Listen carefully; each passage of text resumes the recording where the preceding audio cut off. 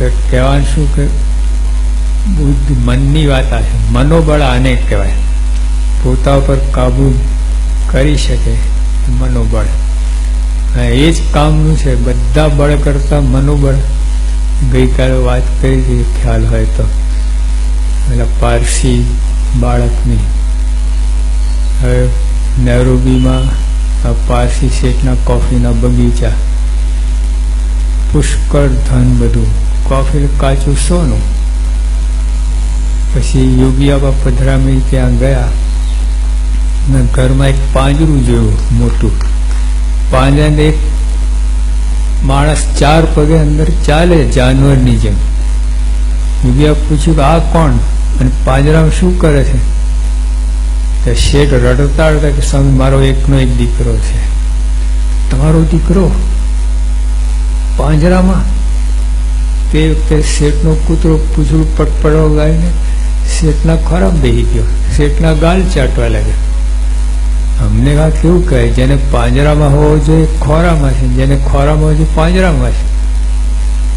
આશ્ચર્ય તો જુઓ. કારણ મન, બીજું કોઈ કારણ નહીં. પેલા શેઠે કહ્યું આ ગાંડો છે. કે ગાંડા તો ઘણા ફરતા, પાંજરામાં પૂરી રાખવા કોઈ હોતું નથી. ના, વીઆઈપી ગાંડો છે, સ્પેશિયલ ટ્રીટમેન્ટ. હા, પાંજરામાં જ રાખવો પડે. બહાર કાઢો તો તોડ ફોડ કરે, કોઈ વસ્તુ સાબિત ના રહે. ચૂરે ચૂરા કઈ રક્તી માણસને ભેટે ને હાડકા ભાંગી નાખે. 6 ફૂટ ઊંચો હતો, તાકાતવાળો હતો, રૂપાળો હતો, બધું હતું. મન નહોતું. બધું જ હતું, મન નહોતું. તો જો બધું હોય છે, મન નથી તો કાંઈ નથી. શું અર્થ? કરોડો રૂપિયા, 30 નોકરો, મોટર ગાડીઓ, બંગલો, કોફીના, કોઈ અર્થ ખરું એને? આ એકનો એક દીકરો છે, વારસદાર છે. મન નથી તો કાંઈ નથી. ઉડતા એના મા બાપ દુઃખી થાય. જ્યારે પાંજરામાં જોઈ ને અંદર અરેરાટી થાય. લો, સુખ તો બાજુમાં રહું, કરોડો રૂપિયાનું સુખ તો બાજુમાં રહું, ઉપરથી દુઃખી. કહેવાય પોતાનું બાળક પાંજરામાં રાખવો પડે, કેટલું કષ્ટ થાય. કે જો મન કેવી વસ્તુ છે. એટલે આ મનોબળની વાત છે.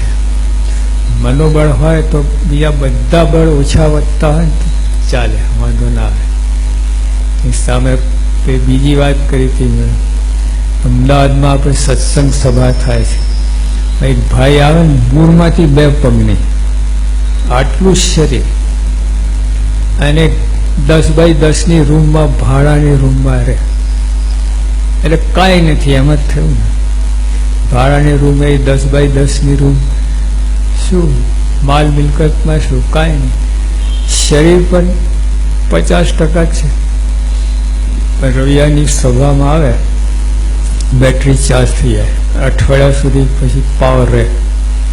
કારણ મન છે. ભલે બીજું કાંઈ નથી, પણ મન છે ને. ઓલા પાસે બધું જ છે, મન નથી. સત્સંગમાં બ્રહ્મદર્શનજી વાતો કરી. આપણી ભારતીય સંસ્કૃતિ મન ઉપર જ જાય છે. હા, આપણા શાસ્ત્રો, સંતો બધા તમને ચાવી આપે છે. રિપેરિંગ મનમાં કરો. અહીંયા સુધારો, અને સ્થિર બનાવો, અને મજબૂત બનાવો, અને સુંદર બનાવો, અને પવિત્ર બનાવો. એ કહે છે. બીજું બધું કરો ના કરો બહુ ફેર નહીં પડે. જો અહીંયા વ્યવસ્થિત આપણે ઋષિમુનિઓ જંગલમાં લંગોટી પહેરીને બેસતા હતા. હા, મન હતું, કાંઈ કોઈ પ્રશ્ન, નો પ્રોબ્લેમ. ને આપણે મન વધારે ક્યાં હાલે છે? અસ્થિર માન. માન અપમાનમાં મન એકદમ ધડાધડ ડોલવા લાગે છે. માન મળ્યું ના મળ્યું, અને માણસ આપઘાત સુધી પહોંચી જાય જો માન ભંગ થયો ને. આવું. અને અત્યારે દોટ છે બધાની વર્ષોથી. માણસ માનતા હોય કહેવાય the deepest craving in human beings is to be appreciated. માનવ જાતમાં ઊંડા ઊંડી કઈ લાગણી હોય, કઈ ઈચ્છા હોય, પોતાની કદર થાય. ખોટું નથી, જરાય ખોટું. It's nice to be important, but it's more important to be nice. મહત્તા વાળા થવું એ ખોટું નથી, પાપ નથી, સારું જ છે. સારા થવું વધુ મહત્વનું છે, સુખી થવા માટે. ઓલું છે આધુનિક છે, મહત્વના થવું એ આધુનિક છે, સારા થવું એ આધ્યાત્મિક છે. આટલું જ છે. જંગલમાં જઈને બેસીએ કરીએ એ કંઈ આધ્યાત્મિકતા નથી. એ આધ્યાત્મિકના પોઝ છે બધા. માણસ ધ્યાન કરતો હોય ને, આ ધ્યાન મુદ્રા છે, ધ્યાન નથી. ધ્યાન તો મનનો વિષય છે. તો મનમાં કેવા ગોટા વારે છે. આમ તો પોઝ બનાવીને બેઠો, મનના તો કાંઈ મન દોડા કરતું હોય. એટલે મનનો આ ધ્યાનનો પોઝ છે, ધ્યાન મુદ્રા છે, ધ્યાન નથી. મદદ કરે તમને ધ્યાનમાં, ધ્યાન મુદ્રા, પણ ધ્યાન મુદ્રા જ ધ્યાન નથી. એ રીતે આ મનની વાત છે. હવે મન સ્થિર હોય, મન મજબૂત હોય, બધું કામ થાય.